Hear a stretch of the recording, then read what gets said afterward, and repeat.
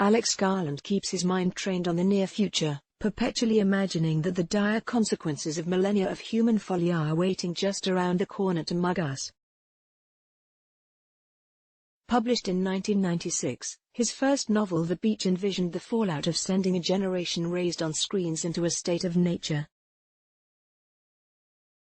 His scripts for Sunshine, Never Let Me Go and 28 Days Later, which I wouldn't advise revisiting amid the coronavirus pandemic, delved into dystopia and apocalypse. In his first two film projects as writer and director, 2015's Ex Machina and 2018's Annihilation, Garland teased the prospect of human obsolescence, if not extinction, in scenarios involving artificial intelligence and environmental crisis.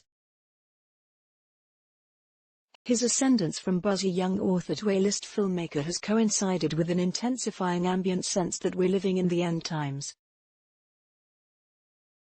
The same anxieties about the immediate future animate the suspenseful, visually sumptuous and, perhaps hubristically, ambitious Devs, debuting March 5, which is both Garland's first TV project and the inaugural streaming exclusive release from FX on Hulu. Like Ex Machina and Annihilation, its cosmic scope springs from a simple scenario: Lily, Garland regular Sonoya Mizuno, and Sergei, Carl Glusman, of Nocturnal Animals and Gaspar Noé's 30 romantic drama Love, are a couple who cohabit in San Francisco and work at a quantum computing giant called Amaya. Every day, they ride a company bus to a campus where centuries-old redwoods with vividly green leaves tower over concrete buildings and are, in turn, dwarfed by a huge, unsettlingly realistic statue of a little girl. They seem to be true believers in Amaya, earnestly talking shop in their free time. We meet the couple on the most important morning of Sergei's career. After presenting some impressive research to Amaya's shaggy, downbeat founder, Forrest, Nick Offerman, smartly cast in a not-at-all comedic role, he's promoted to the titular Devs, an elite team whose activities are a closely guarded secret. The first sign that Devs might mean more than just a sweet paycheck is the isolated structure where the division is housed. On the outside, it's a sort of brutalist temple, its flared shape recalling ancient Mayan pyramids. Inside, the dappled walls have a golden glow, like a Yayoi Kusama light installation constructed out of honeycombs and circuitry. The labs are protected by a vacuum shield and can only be accessed via a floating transport pod, the physics of which may or may not make sense to viewers with more scientific training than myself. When Sergei gets his first glimpse of the code he's supposed to be working on, he has an emotional breakdown.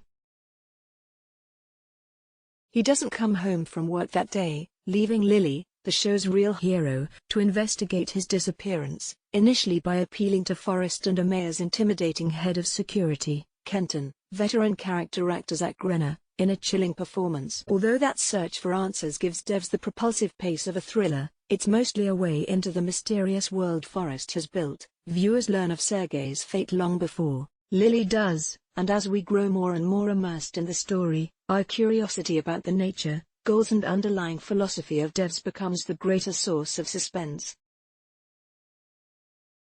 For those who can't resist staying up all night to binge a certain kind of TV show, it's probably for the best that, after a two-part premiere, Hulu will be rolling out new episodes weekly. Alison Pill as Katie and Nick Offerman as Forrest in Devs Raymond Liu/FX. It's hard to get deep into the philosophical core of the show without revealing too much about Lily's quest.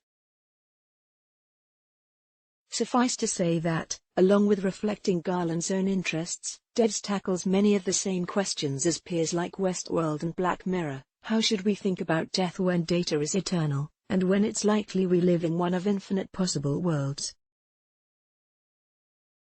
What role can free will play in events anticipated by predictive algorithms? Is it conceivable that we're living in a computer simulation, a theory that has only gained pop culture credence since Oxford physicist Nick Bostrom popularized it in 2003? These are heady, brain-warping ideas.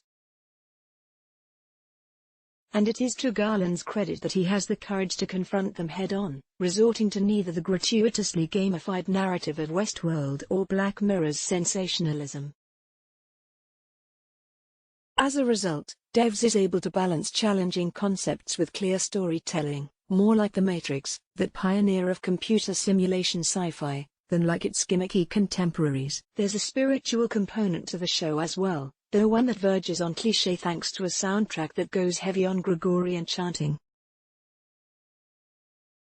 Similarly, the recitation of famous poems, Yeats' The Second Coming, Philip Larkin's Ode can feel pretentious, if the ending seems pat after so much abstraction. Well, that's an occupational hazard of stories that take on cosmic themes, from Carl Sagan's Contact to Annihilation itself. Spotlight story: How to manage your anxiety about coronavirus. If you are worried about getting COVID-19, here's how you can manage your coronavirus anxiety and stay calm.